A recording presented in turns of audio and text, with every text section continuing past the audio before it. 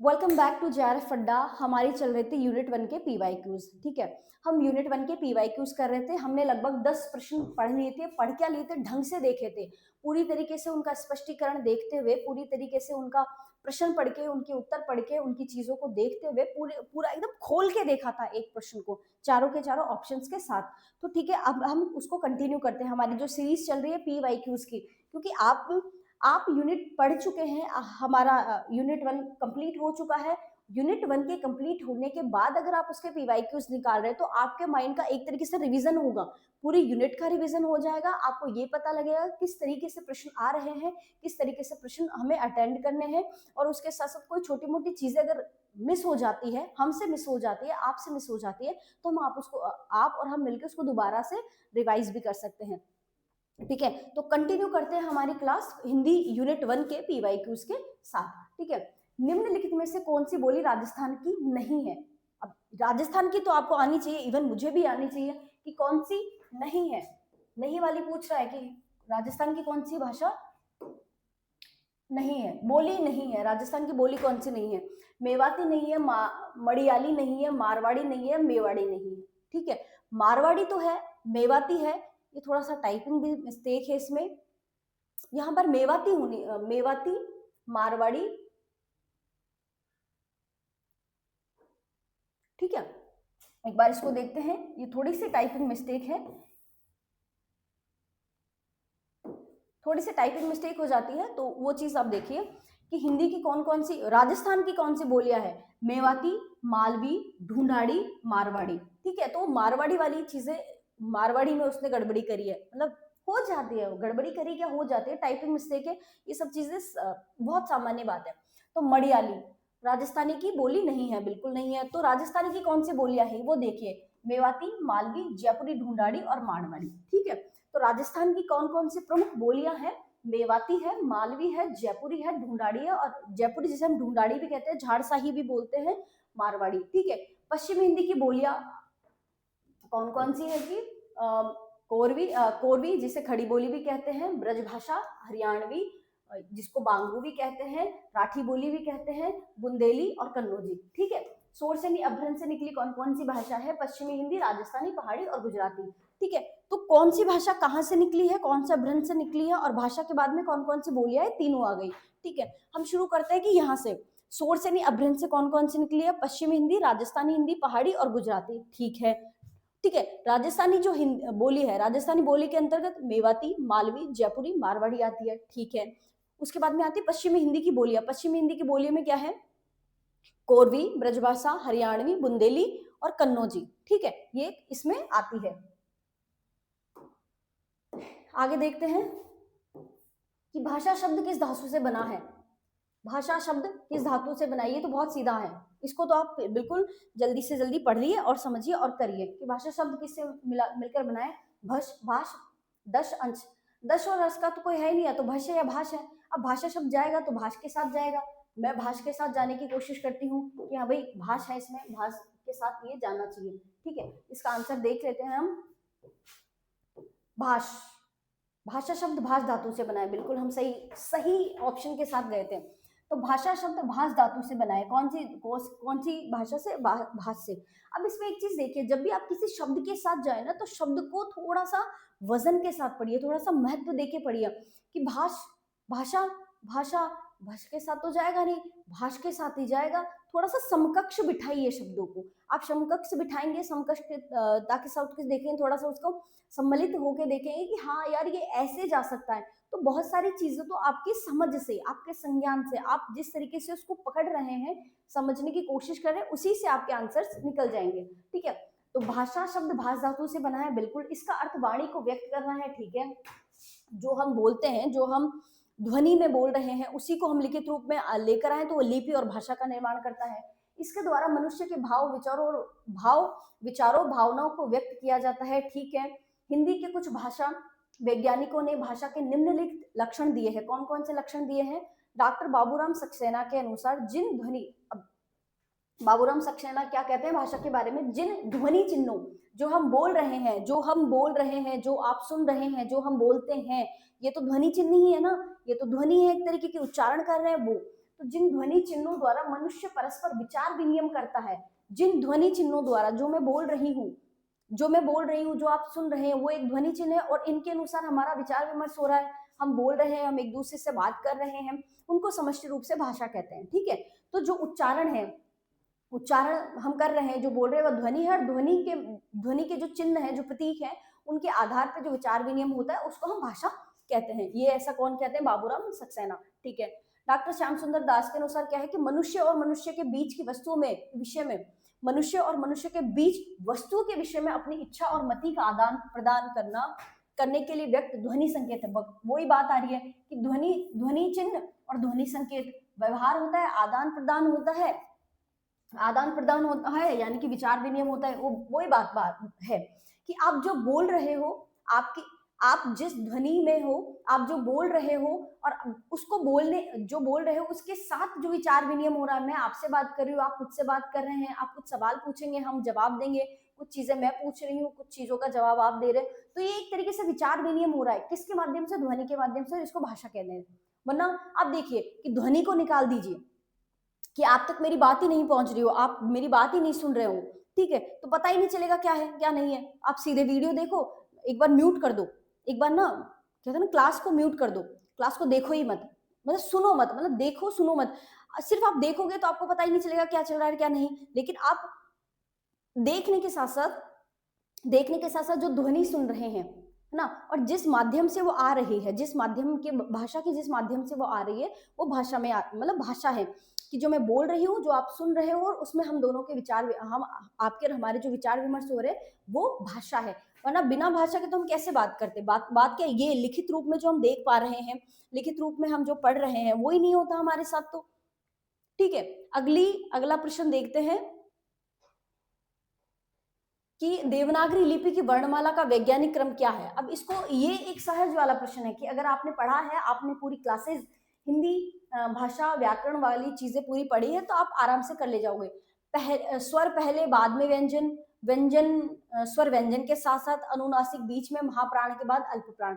अब ये वैज्ञानिक क्रम है, वर्णमाला का वैज्ञानिक क्रम है कि वैज्ञानिक क्रम में किस तरीके से भाषा को स्थापित किया गया, किस तरीके से भाषा को जमाया गया है कि भाई इस तरीके से हमारी भाषा का निर्माण होगा और इसी तरीके से शब्द बनेंगे।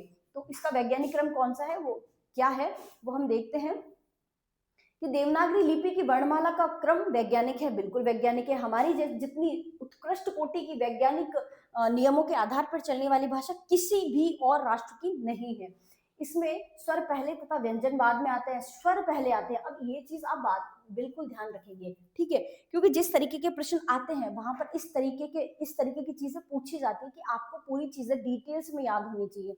अब आप एक चीज को ऐसे समझिए कि हमारी हिंदी है, ठीक है, हिंदी मूल रूप से सबसे सशक्त भाषा है, ठीक है, वो वैज्ञानिक पद्धति पे है। विश्व की ऐसी कोई सी भी भाषा नहीं है जो इतनी वैज्ञानिक हो जितनी कि हमारी है, हिंदी है। अब चूंकि विश्व की सबसे वैज्ञानिक भाषा को हम पढ़ रहे हैं, विश्व की सबसे वैज्ञानिक पद्धति पे बनी हुई भाषा को हम पढ़ रहे हैं, तो निश्चित रूप से उसके बारे में हमें पूरी डिटेल्स, बारीक से बारीक चीज का भी पता होना चाहिए। तो उस चीज से कि वैज्ञानिक है, स्वर पहले आते हैं, व्यंजन बाद में आते हैं। आपने बचपन में भी पढ़ा होगा कि अ आ ई उ पहले हम वो पढ़ते हैं, वर्णमाला हम बाद में पढ़ते हैं, क ख ग जो है वो बाद में पढ़ते हैं, हम पहले स्वर पढ़ते हैं, स्वरों का उच्चारण देखते हैं, ठीक है। इसमें स्वर पहले तथा व्यंजन बाद में आते हैं, ठीक है।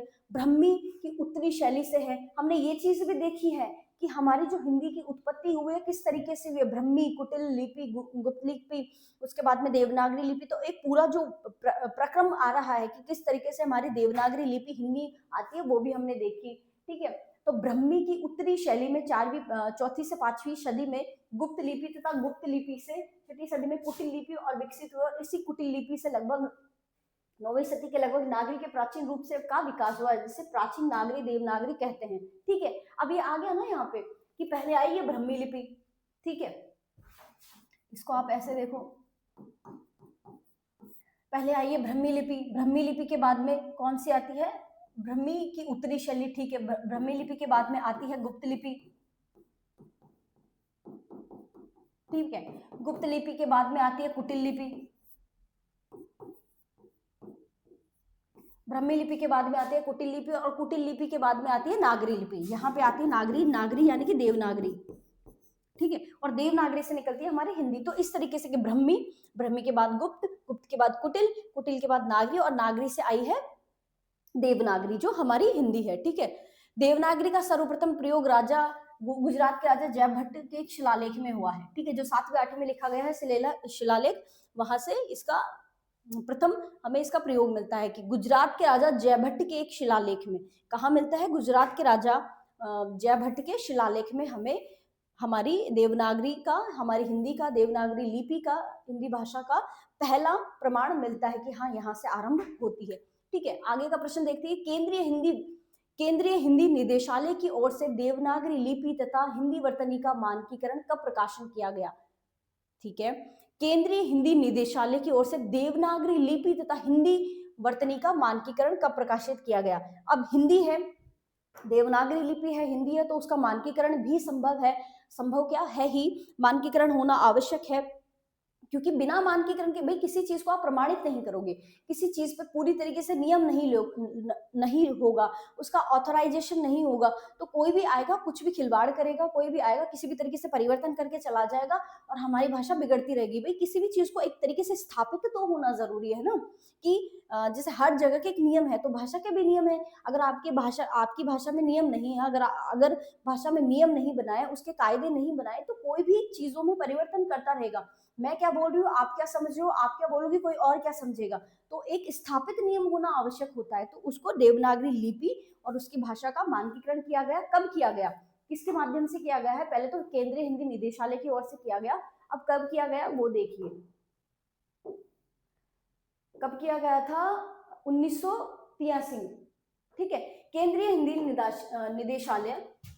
निदेशालय की ओर से देवनागरी लिपि तथा हिंदी वर्तनी का मानकीकरण का प्रकाशन 1983 में किया गया। ठीक है, देवनागरी लिपि और हिंदी, देवनागरी लिपि और हिंदी का मानकीकरण 1983 में किया गया। बिल्कुल, मानक भाषा देवनागरी वर्णमाला, परिवर्धित देवनागरी वर्णमाला और हिंदी वर्तनी का मानकीकरण 3 पुस्तिकाओं को समन्वित रूप से संशोधन और परिवर्धन के साथ केंद्रीय हिंदी निदेशालय द्वारा सन 1983 ईस्वी में देवनागरी लिपि तथा हिंदी वर्तनी का मानकीकरण नामक पुस्तक का प्रकाशन किया गया। तो ठीक है, इस चीज को सिर्फ इतना ही ध्यान रखिए कि हिंदी भाषा और देवनागरी लिपि का मानकीकरण 1983 में किया गया। किसके द्वारा? केंद्रीय हिंदी निदेशालय के आधार पर।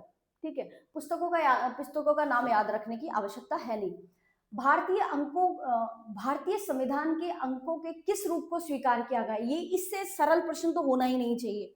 अब आप इसका आंसर आप स्वयं दें कि भारतीय संविधान के किस अंक को स्वीकार किया गया? भारतीय संविधान में अंकों के किस रूप को स्वीकार किया गया है? किस रूप को स्वीकार किया गया है?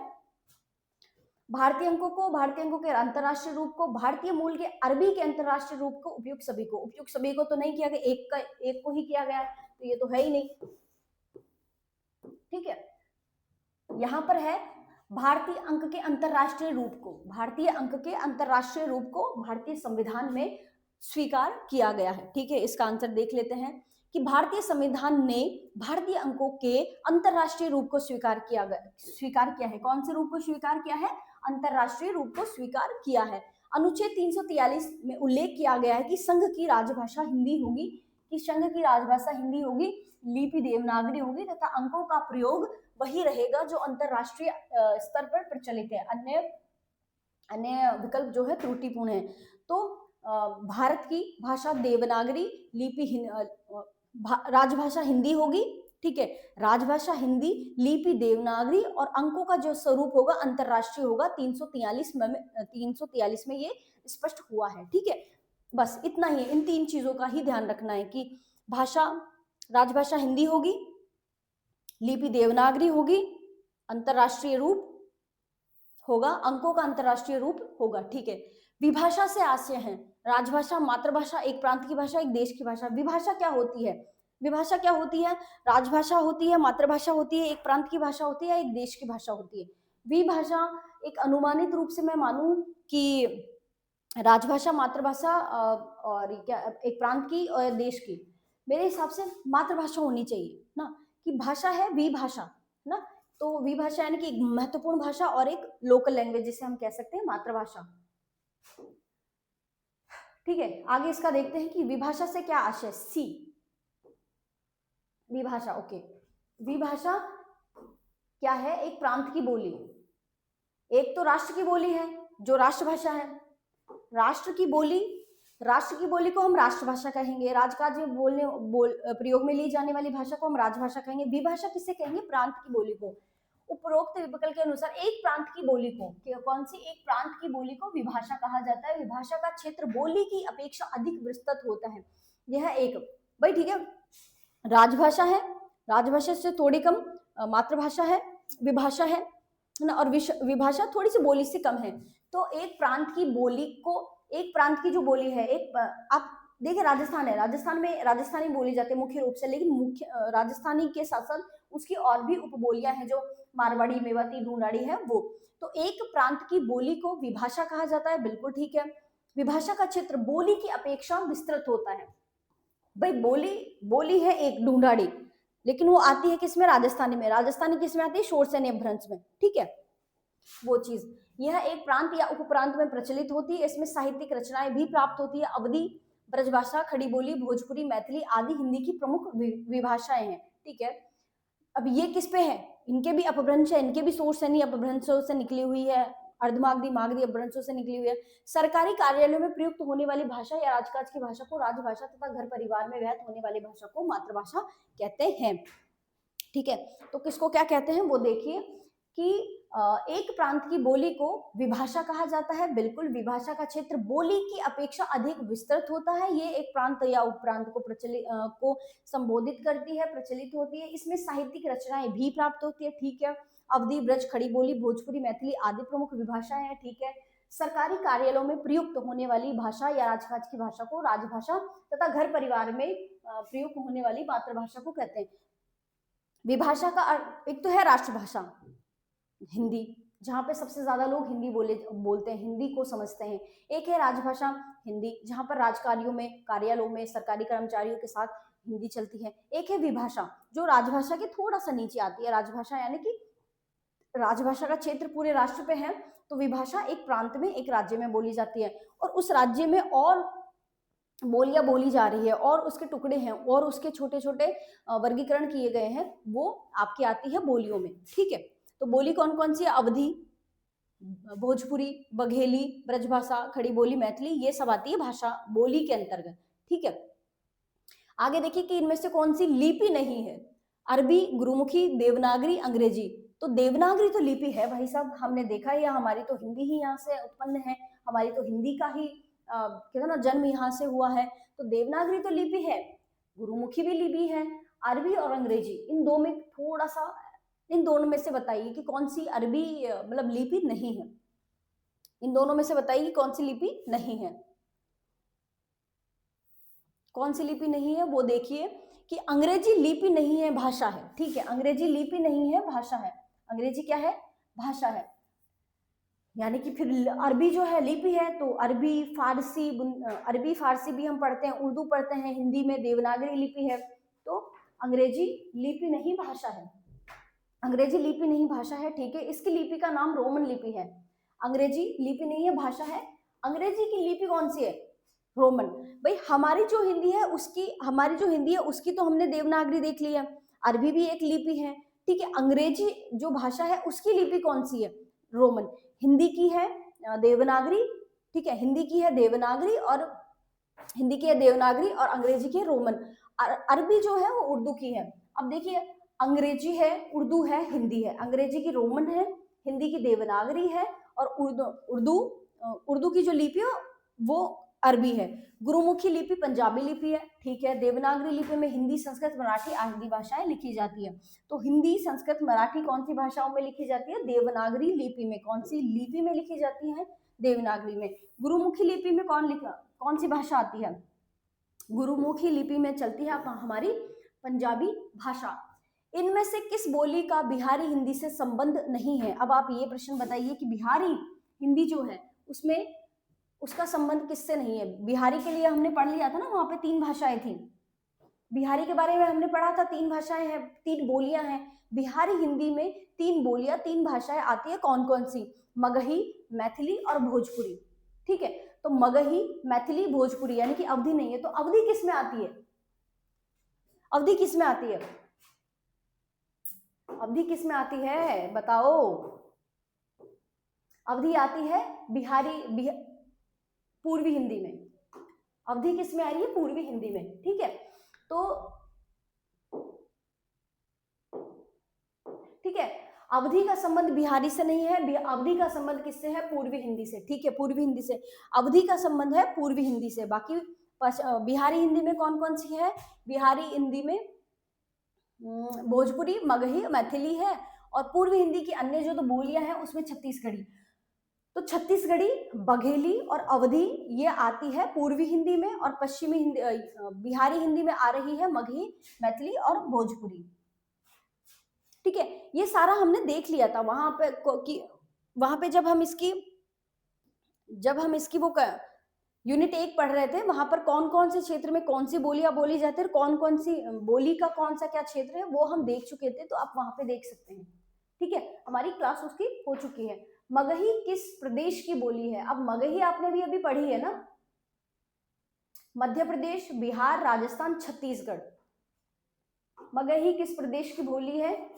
ये देखिए, मूलतः बिहार राज्य की है, लेकिन बिहार और अब देखो इसमें वही चीज आ रही कि अगर आपने एक बार मैप देख लिया, उस मैप को पूरी तरीके से पढ़ लिया, समझ लिया, तो आपको पूरे मैप में कि कौन से क्षेत्र में कौन सी बोली बोली जा रही है और उसके आसपास कौन कौन सी बोलियों का लिंक है, क्योंकि कोई भी भाषा एकदम से शुरू होकर एकदम से खत्म नहीं होती, ठीक है, ना तो एकदम से शुरू होती है ना एकदम से खत्म होती है। तो मगही मूलतः बिहार राज्य की बोली है। बिहार में मगही, मैथिली, भोजपुरी वो हम देख चुके हैं। मगही मूलतः बिहार राज्य की बोली है, ठीक है। यह मागधी अपभ्रंश की बिहारी उपभाषा की प्रमुख बोली है, ठीक है। बिहार राज्य में भोजपुरी मैथिली बोली भी बोली जाती है, ठीक है, वो हमें पता है। राजस्थान में राजस्थानी, पश्चिमी राजस्थानी, पूर्वी राजस्थानी, उत्तरी राजस्थानी, दक्षिणी राजस्थानी। छत्तीसगढ़ में छत्तीसगढ़ी, मध्य प्रदेश में बघेली। यहाँ पे देखिए, मध्य प्रदेश में बघेली, मालवी और छत्तीसगढ़ी बोली बोली जाती है, ठीक है। मतलब आप मैप देखोगे ना, तो मैप में कि मध्य प्रदेश कौन से क्षेत्र में आ रहा है, उसके जस्ट बाद में और कौन सा क्षेत्र है, छत्तीसगढ़, मध्य प्रदेश, पठार और मालवा, और वहां पे कैसे कैसी बोली बोली जाती है वो आपको उस मैप में एज इट इज दिखेगा। तो मूलतः मगही मूलतः बिहार राज्य की बोली है, वो हम देख चुके थे। मागधी अपभ्रंश से निकली हुई बिहारी भाषा की प्रमुख बोली है, ठीक है, मागधी अपभ्रंश से निकली हुई है। बिहार राज्य में भोजपुरी एवं मैथिली बोली भी बोली जाती है, बिल्कुल ठीक है। राजस्थान में राजस्थानी, पश्चिमी राजस्थानी, पूर्वी राजस्थानी, उत्तरी राजस्थानी 4 प्रमुख बोलियां हैं। छत्तीसगढ़ में छत्तीसगढ़ी तथा मध्य प्रदेश में बघेली और मालवी बोली बोली जाती है, ठीक है। मध्य प्रदेश में मागधी और बघेली और मालवी बोली बोली जाती है। आगे का प्रश्न देखिए, सिंधी भाषा का विकास अपभ्रंश की किस बोली से माना गया है? सिंधी भाषा का विकास अपभ्रंश की कौन सी बोली से माना गया है? सिंधी भाषा का विकास अपभ्रंश की किस बोली से माना गया है? बाचड़, पैशाची, मागधी, अर्धमागधी।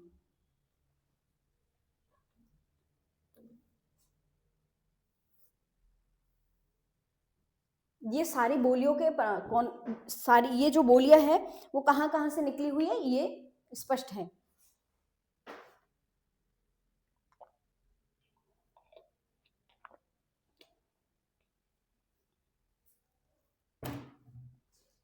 ठीक है, ब्राचड़ कहां से निकली है? सिंधी से। पैसाची पंजाबी से। ब्राचड़ अपभ्रंश से कौन सी भाषा निकली है? सिंधी। अब इन चीजों का भी आपको थोड़ा सा ध्यान रखना पड़ेगा कि कौन सी बोली कौन से अपभ्रंश से निकली हुई है, कौन सी भाषा कौन से अपभ्रंश से निर्मित हो रही है, उस चीज का आपको ध्यान रखना है। तो जो सिंधी बोली है वो ब्राचड़ अपभ्रंश से निकली है। पंजाबी जो बोली है वो पैसाची अपभ्रंश से निकली हुई है। भोजपुरी, मगही, मैथिली मागधी से निकली हुई है। अवधी, बघेली और छत्तीसगढ़ी अर्धमागधी से निकली हुई है। इस चीज का बिल्कुल बिल्कुल, सिंधी बोली है वो ब्राचड़ से निकली हुई है। पैसाची पंजाबी से निकली हुई है। मागधी मागधी से निकली हुई है। भोजपुरी, मगही, मैथिली अर्धमागधी से निकली हुई है। अवधी, बघेली, ठीक है। तो हम इसको आज यहीं के लिए समाप्त करते हैं। नेक्स्ट जो ओके, हमारे 20 प्रश्न हो गए हैं। 20 प्रश्न। अब हम आगे की जो सीरीज है इसको आगे कंटिन्यू करेंगे। बाकी आप इसको दोबारा पढ़ना है, दोबारा रिवीजन करना है, दोबारा इनके शॉर्ट नोट्स बनाने हैं, कौन सा संविधान कब लागू हुआ था, कौन कौन सी भाषाएं हैं और कौन कौन सी भाषाएं कौन से अपभ्रंश से, कौन सी शैली से निकली हुई है, उस चीज का आपको ध्यान रखना है। ठीक है, कंटिन्यू करना और रिविजन जरूर करना और इसके साथ इनके शॉर्ट नोट जरूर बनाना, बाकी बाद में ये गायब हो जाएगा। ठीक है, सो आज की क्लास यही रोकते हैं। Thank you.